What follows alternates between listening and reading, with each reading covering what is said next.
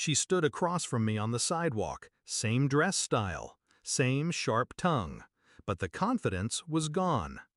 "Tell me," she demanded, voice cracking, "how did you end up successful?" I didn't blink, just leaned in and said two words, "Thank you." She froze, then crumbled, right there, in the street, crying into shaking hands, in full view of the life she used to own. 10 years earlier, I was the kind of man who believed in home-cooked dinners and loyalty. I married Camilla straight out of college. She was beautiful, clever, always the loudest voice in the room. Her sisters, Sarah and Leela, came with the package. Just as sharp, just as ruthless. They called me sweet, which was code for weak. I ignored it, because when you love someone, you excuse the venom, even when it's dripping from every joke. We'd just moved into a new place. I had a stable job, IT administrator for a private firm. Long hours, low drama, nothing flashy. But to Camilla, that was the problem. One night she said I lacked ambition, that her friends were dating CEOs and surgeons, not guys who fixed networks. I laughed it off. Then came the prank. That's what they called it anyway. It started with Camilla accidentally forwarding a private, flirty email chain to my company's director.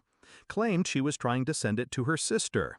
In the emails, they joked about me, called me boring, powerless, said I'd never leave even if she cheated, and that she was testing the theory.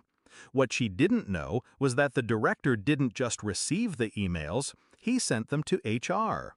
They said I violated the company's code, inappropriate conduct, lack of judgment. I was fired within 48 hours. No severance, no reference, nothing. She smirked when I told her, said maybe now I'd man up and go do something real. I packed my bag that night and vanished. No calls, no messages, no trail. I changed cities, got a burner phone, deleted every trace of my digital footprint. I stayed on a friend's couch, lived off peanut butter and cheap coffee. Nothing glamorous, but I studied coding, cybersecurity, white hat hacking, 12-hour shifts, 8 hours of study, no distractions, just discipline and memory, and the fire of what they did. 3 years later, I launched my own cybersecurity firm. Small contracts at first, then bigger ones, government gigs, Fortune 500s, quiet money, steady growth. I never used my real name. Not until I bought the building Camilla's law office rented space in. Yeah, that one. The office she posted about on Instagram. That's how I found her. And that's when I made a choice. I didn't want to hurt her. Not physically, not even financially. I wanted her to know, to feel the weight of the man she left behind. So I set the stage. An invitation to a business summit. Her firm got one ticket. Under a new alias, I was keynote speaker. She walked in, heels clicking, smiling like she owned the room. Until I stepped on stage. Black suit, clean beard, no smile. She blinked like her brain couldn't catch up. I made eye contact. She dropped her drink. Afterward, she followed me outside, shaky, trying to hold her pride together with breathless questions. "You're alive? Obviously. Where have you been?" "Busy."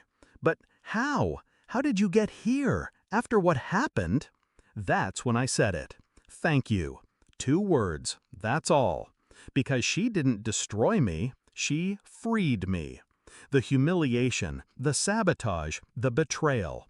It forced me to burn the life I was too afraid to leave. And from that ash, I built something pure. As she stood there sobbing, I didn't feel pity, I felt peace. She lost everything that made her matter to me, and I gained everything she said I never could. People like Camilla think they can bend you without breaking you, but what they don't see is how dangerous a man becomes once he has nothing left to lose and everything to prove.